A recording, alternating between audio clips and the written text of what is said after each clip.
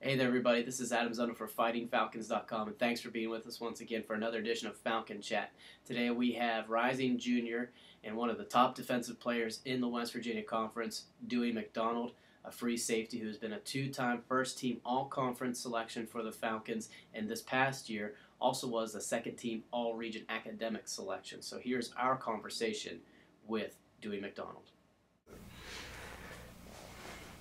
All right, dude. You to me seem like the poster child for Division Two. You had obviously some Division One options, but ultimately you decided that you could have a big impact here at Fairmont State in Division Two. Tell me about your decision. And we're sitting behind a backdrop that says I chose Division Two. So tell me about that. Why you chose Division Two? Well, I mean, everybody wants to go to D1 coming out of high school. That's everybody's dream. Especially for me, like playing for West Virginia, it would have been a great thing playing for my home state in front of a big crowd of blue and gold. But I chose Fairmont State when it came down to it, but I have no regrets. I don't think I'd be the person I am today and the player I am if I didn't come here. How are you a better player now than you were 2 years ago? Well, like my first year, I was more worried about like getting the calls out. I was kind of confident, but now it's like just nature to me to make the calls and lead everybody out on the field, especially the defense. So then like the second year, I mainly focused on like my technique because I'm always high when I'm backpedaling. So now I'm trying to fine tune all my techniques and get everything down pat. So there's no discretion when it comes to game time. Your welcome to college football moment if you're thinking back to when you were a freshman. Well, I have a memory that it was kickoff, and I was running down like the play was already over, and I was standing on the pile. Somebody just leveled me, the clearing game. My mouthpiece flew up my mouth. I look over, and Coach Lopez is like, "Well, welcome to college football, son." That was my moment. That's gonna stick with me. So that was the first kickoff of your first game? Yeah. You and I joke about it. We call you Thursday Night Lights, but tell me about, and some of your best games have been on Thursday night. So what is it about, the bright lights and the big crowds that make you show up? I mean, I love playing every game, but like no feelings like coming out and under the lights, especially Thursday night, because the atmosphere here is just crazy. And if you can't play, then I don't know what other time you can play. So I mean, you take your game to another level once you get underneath them lights. If you were making a pitch to the Fairmont audience to come out and support you guys, tell them how important it is to have a packed house, a loud crowd, whether it's a Thursday night or a Saturday afternoon, how important it is to you as players.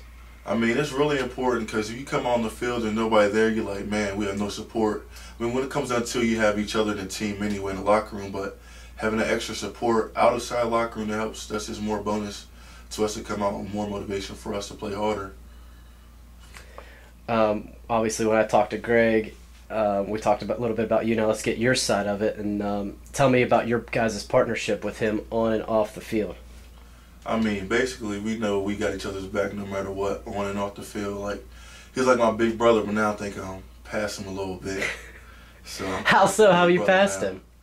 Well, for one, he's shorter than me. I bench press more than him. Now, see, he was telling me how competitive you were, and you were he would cite off all the statistics that you were better at him at. Then what's he better than you at? He got me in hand cleans and squatting, but I jump higher than him, and he can't dunk, so I think that balances out kind of. Well, okay, you told us why you're better than him, but what makes him such a good player? I mean, Greg's just him. He's like a pit bull. I mean, he's always going to be going full speed no matter what. Like, when you see him just grab somebody in the game, you know he's going to drop him to the ground. Like, he's rarely ever missing tackles. That's why he's one of the top players in the conference. A lot of people know you as for your football talents, but a lot of people don't know that you have a 3.9 GPA and you're an all-academic region player. Talk about balancing football and school and how important your education is to you. Well, for me, like, balancing those two things, like, never a problem. It just, like, comes to me. I mean, I'm blessed with, like, I guess not stressing about stuff like that. It just comes to me. So it gets difficult here and there with certain times. So I mean, it's good time management, I guess. But all it comes down to, I like the challenge of it every day. Right. Well, I've asked this to the other players we've talked to, but so I'll ask it to you as well. What can we see from Fairmont State and from your perspective defensively and overall as far as what we're going to see in 2011? I think the biggest difference I've seen over the years since I've been here is that, like, it's just not like a couple players know the defense or, like, know what's going on or what to adjust to. I think our whole defense knows what's going on. So, I mean, it's like you don't have to sit down and explain it to somebody, maybe like the incoming freshman, but the veterans that we have now, everybody's getting it, so we can just coach throw something at us, everybody's gonna eat it and then go with it.